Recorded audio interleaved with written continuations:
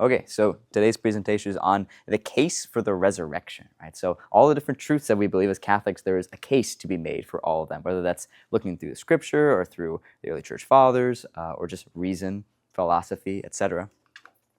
So this one is going to be focusing on the resurrection of Jesus. Now, the first question I have on there is got a big eyeball there for trying to indicate eyewitnesses, right? So how do you know any truth, any historical truth? For example, that George Washington was courageous.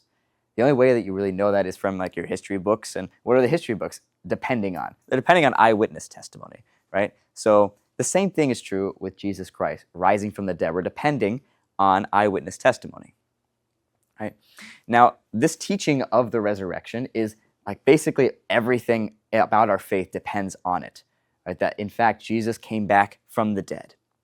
But this idea that Christ came back from the dead has 5 different theories. Right, so when I say 5 different theories, I'm talking about just modern skeptical scholarship or just anybody in general throughout the last 2,000 years. Either they just believe it or they have all types of other theories about how Jesus could be claimed alive again.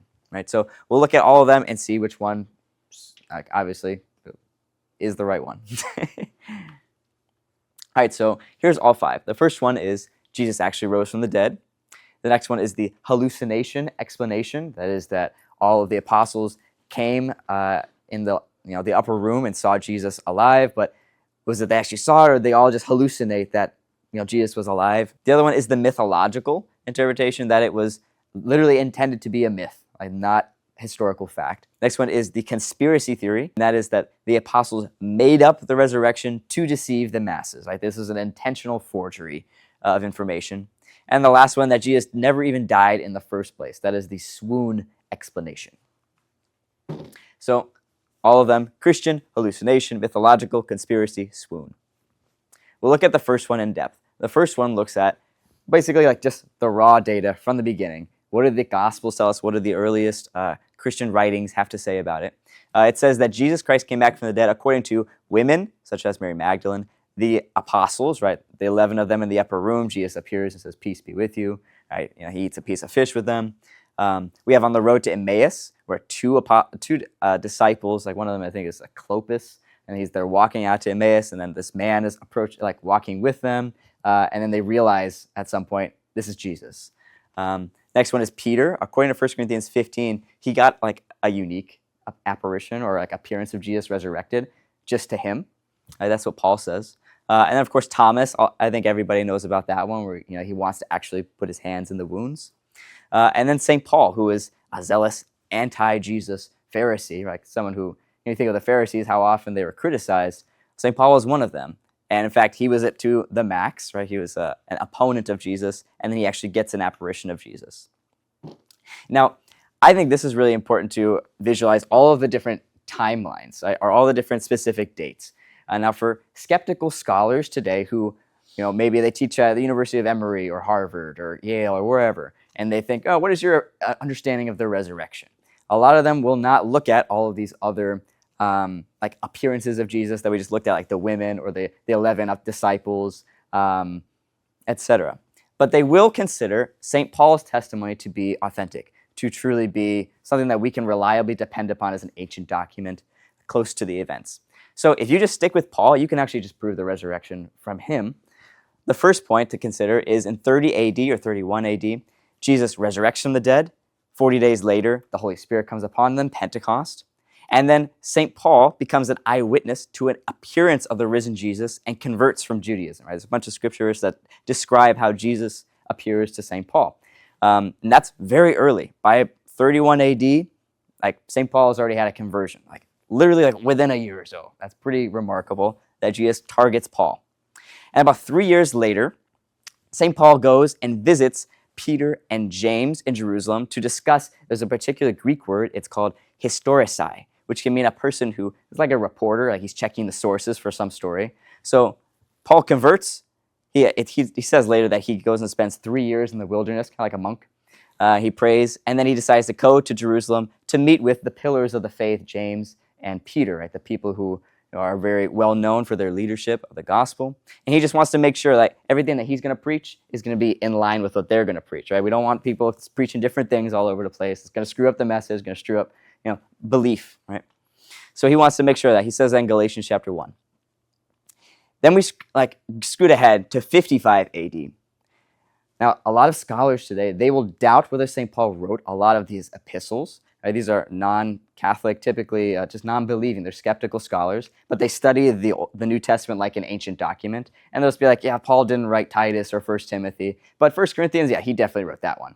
Well, if you just stick with what they believe in, like, okay, Paul wrote 1 Corinthians, what do you make of the fact that Paul writes to the Corinthian church that over 500 people are eyewitnesses of the resurrection? Right? That's one statement that is incredible. And we can date that to about 55 AD, around there, which is incredibly close to the events that it's describing, right? We're looking about 25 years after the event. And that's when it's written. If you compare that to just about any other historical events, such as Julius Caesar, like in his Gallic Wars, or I don't know, any of the other people like Alexander the Great, all these people from history, the earliest documents that we have are typically hundreds of years after the fact. But St. Paul's eyewitness testimony, 25 years. Like, that's just insane in terms of historical reliability or closeness to the event. And this is like a scholarly thing that I wanted to throw on there. Someone was interested in, what is that word, historicide, that St. Paul actually wants to confirm that the things he's preaching are in alignment with Peter and James. And there's a bunch of this scholars that describe how that word that Paul uses means he's acting like a reporter. But not essential. The three people that we're going to look at, we've already looked at St. Paul. In particular, we'll look at St. Peter and St. James. St. Peter, these are unlikely eyewitnesses of the resurrection. You have Peter, who is literally denying that he even knows Jesus under oath.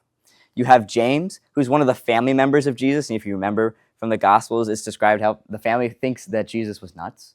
Right? So, two people that are just honestly a bit, on the outside. They're not on the inside like we're just golden followers of Jesus from the beginning. These are people who are opponents. Same thing with St. Paul, who's an opponent, right? So everyone's going to say, are they the greatest eyewitnesses? Actually, pretty remarkable. They all were opposing at first. Next one I wanted to look at was the Shroud of Turin, which we've talked about before. I just hyper summarization of that. I think it's an incredible argument for the resurrection of Jesus. If you believe that the Shroud of Turin is authentic, the burial cloth of Jesus, there's just so much evidence that suggests that this is coming from the resurrection. That's how the image was made. So, quick summary of that: there's no paint on the Shroud of Turin. It's only the very top, miraculously, linen fibers of the cloth that have the image. You have a photographic negative property to it that is pretty much unable to be reproduced. Right? So it's something that's just very odd and mystifying. It has X-ray properties, his hands. You see the bones all the way down. So this image is something very remarkable and odd, unique. There's real blood present, but it was before the image was made. So the image of Jesus on there, the blood is on there first, and then the image comes later. Which, if you're an artist trying to reproduce that, that's just impossible. Right? So the next one, we have pollen and soil from Jerusalem. I think incredible. Exact description from the Gospels of Jesus' sufferings. This is important too, because when you think about someone who's been crucified, they typically don't have a crown of thorns on their head. They don't have a spear wound in their side. They haven't been scourged over and over again. But that's what the Shroud of Turin describes for us.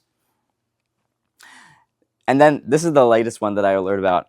It's called wide-angle X-ray scattering, WAX. This is basically you take an old ancient linen and you look at the breaks in the linens. Right? And that all those breaks will tell you how old that linen is. Well, the Shroud of Turin has so many breaks in it that people say, or scholars are saying, here's just an example of one scholarly essay on the topic about how its closest resemblance in terms of all the gaps in the linen is to the 1st century, right? Which is pretty remarkable, pretty insane. Another argument for the resurrection is, I think of the Maccabees and the Messiah. So, if Jesus did not rise from the dead, then why did thousands of Jews, thousands of them, in the 1st century, people who were willing to die for the faith, like the Maccabees, they were really willing to be tortured before eating pork, suddenly, you know what, pork is okay now. How do you change all that many Jewish people? In order to do that, something miraculous in the 1st century would have had to have occurred. Something powerful and transformative would move them in that direction. And so that's a point to consider. I think the resurrection has some good evidence here. right? They left not only their dietary laws, but the Sabbath, like on Saturdays. Now they're moving to Sunday. What the heck? Animal sacrifices, like the Day of Atonement, like they're killing goats now. You know, we don't need to do that anymore. Dietary laws. And then the all-important entries, which is circumcision. Like the New Testament is saying that that's not essential to enter the covenant. It's no longer like an eternal aspect to relationship with God. Like something has to happen to move that many Jews, right? All right, so that's the Christian evidence for that one.